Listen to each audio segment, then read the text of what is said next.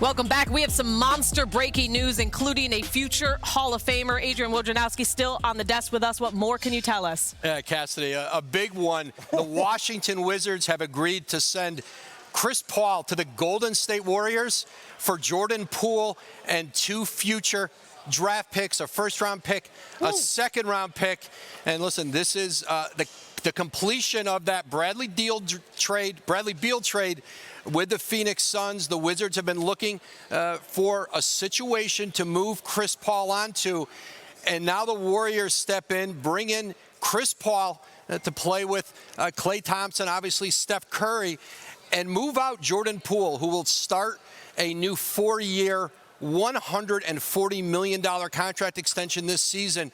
And this is a Warriors team that has some difficult financial decisions to make, and they made one today. And moving on Jordan Poole to the Wizards, this is certainly going to give Golden State an opportunity to have a little more breathing room and working on a contract extension with Draymond Green, who they simply do not want to lose in free agency. And now Chris Paul, who wanted to play very much for a contender, his conversations with the Wizards, Michael Winger, their president, his agent, Stephen Human, they've been working all week to try to find a landing spot for Chris Paul.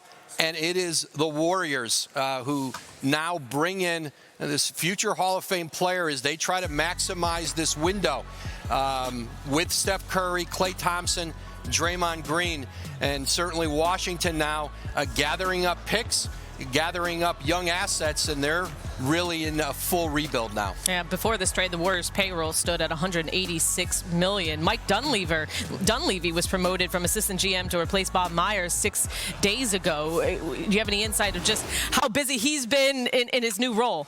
Yeah, Mike Dunleavy Jr., this has been a conversation in Golden State. Again, I think trying to find a way to balance out this payroll.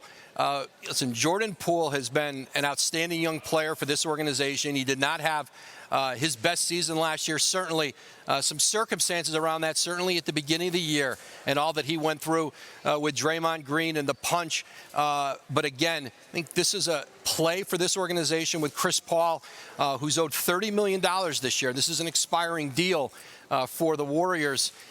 It gives them a chance to bring in a player who, in Chris Paul, you are not asking him to carry a significant big role. There's plenty of great guard play here, but certainly the role he could play could be significant as they try to get back into championship contention. And Mike Dunleavy Jr. and Joe Lacob, their owner, they've talked about, listen, wanting to still compete, but also the reality that with this new salary cap, with the payroll that has to eventually get reined in.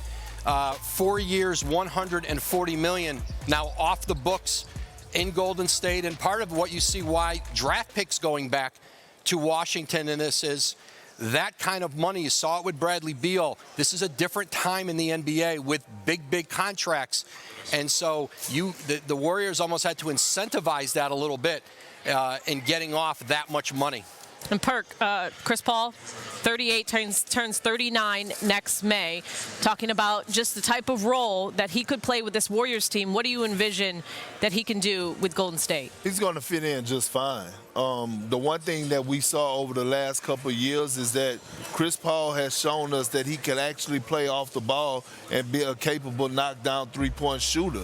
But I want to go back to Jordan Poole for a second. We saw the writing on the wall. We saw at times where Steph Curry was frustrated with him when he was taking shots that Steph should have felt like, that the Golden State Warriors felt like should have been in Steph's hands. We seen and we heard Draymond Green talk about how that incident basically broke up their locker room and they weren't going to win a championship. We saw the drop-off. And the great Kevin Garnett used to always say, watch the young players after they get their money, and that's how you can see the real them. And to be honest, since Jordan Poole got the bag, he's been been a completely different player. I think this is a right move for the Warriors, and I would love to see Chris Paul alongside Steph Curry. That would be pretty dangerous. Yeah, he signed that 4-year, $128 million deal back in 2022. Well, I think it's a little unfair to be like, watch the player after he got his money. That is a very, very true thing. But I think in this situation, after you win a championship, you get your money, you get punched in the face, and now all of a sudden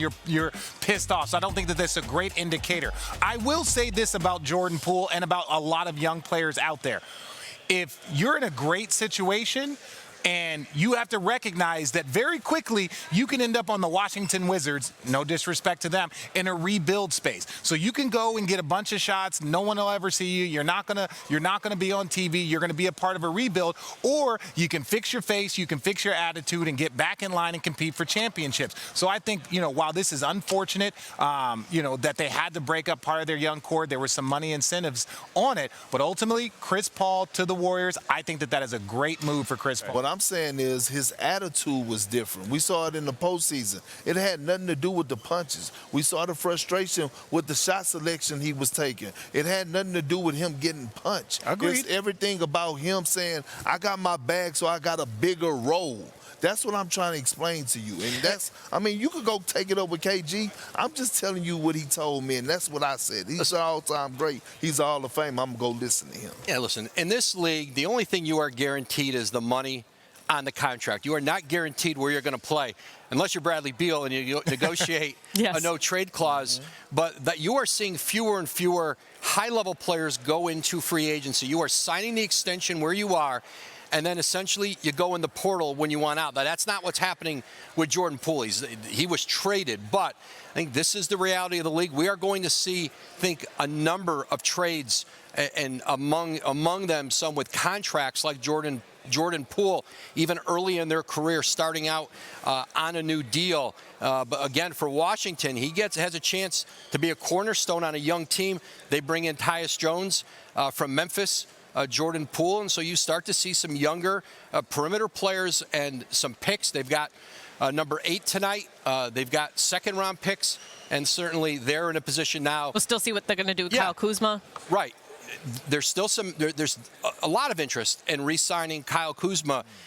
Again, if you're the Wizards, that's an asset. You want to try to keep that on your roster and then maybe make a different decision down the line with them. And Kuzma's going to have a lot of free agent opportunities out there. But again, Jordan Poole to the Washington Wizards for Chris Paul, remarkable. Why are you touching me?